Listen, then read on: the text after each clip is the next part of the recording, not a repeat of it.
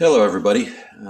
Appreciate you joining me today. I'm going to go through what I want to do with this bike. This is an old 2014 Trek Excalibur 7 29er that I bought new and was looking at doing some changes or maybe even buying a new bike this year, converting the 3x9 drivetrain to maybe a 2x10 or 1x11. I went through all those and I decided that I was just going to do a rebuild over the next few months on the bike, especially rather than buying a new one. Bike prices have just gone through the roof, and it's just ridiculous, to be honest with you. So the idea of buying a new bike, at least for me, when I've got three bikes I ride, is not there. I think I can do a conversion for a ton cheaper. So what I'm going to do, I like the frame on this bike. I'm going to keep it. The first thing I decided was what I was going to do with the drivetrain, and I decided to go with a single speed.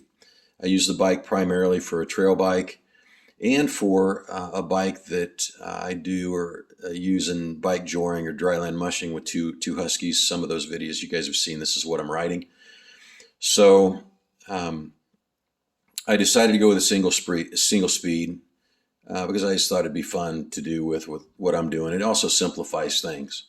So I've already made that conversion, but from the front to back, a couple of things that I want to do over the next few months, starting one with the front fork. This is the Suntour spring fork that came with it. It's always been just kind of crap. I think that was the low budget item they put on the bike at the time to keep the price down. So that's going to go, whether I do another higher end fork with an air shock or something. I don't know yet. I've looked at that, or I might just go to a rigid front fork. I'll probably replace the bars. There's 690 mil bars. I'll probably replace that maybe with a little bit wider, although these have always been comfortable, and this bike does climb fairly well in its present state. I will leave the Shimano, these are old Shimano hydraulic brakes, which I will leave on the bike. They work great. They still work well. They're kind of on or off. There's not a lot of play to them, but I do like it.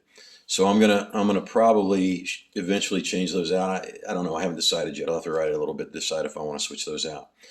On the seat end, depending on what's out there with a single speed, I might go with the dropper post on that if I can do it. I need to look at some things. I haven't done a lot of research on that. It might be more beneficial with a single speed than the 3x9, where I'm going to be standing up a lot more with a single speed. So that dropper, I might want the seat out of my way, which would be nice.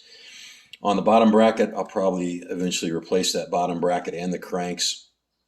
The front the cranks and the chain ring that's on there currently is the middle ring. It's a 32 tooth chain ring. I pulled it out to the front, to the outside position, and I'm just using it for now. It works pretty well. I've got another video on the transition to single speed, which I've already done. And then in the rear, I replaced the cassette with a single speed 18 tooth Surly cog with a spring tensioner on it, and then the Surly spacers to make all that fit together. So on the wheels, I'll probably leave those for a while. That will probably be the last thing that I do. I would like to convert these wheels to a tubeless setup, which probably means I'll just get new wheels. I'll probably buy new rims and build some new wheels. Whether I replace the hubs or not, I don't know. I do like the hubs. They're quiet. They're pretty good on the single speed end.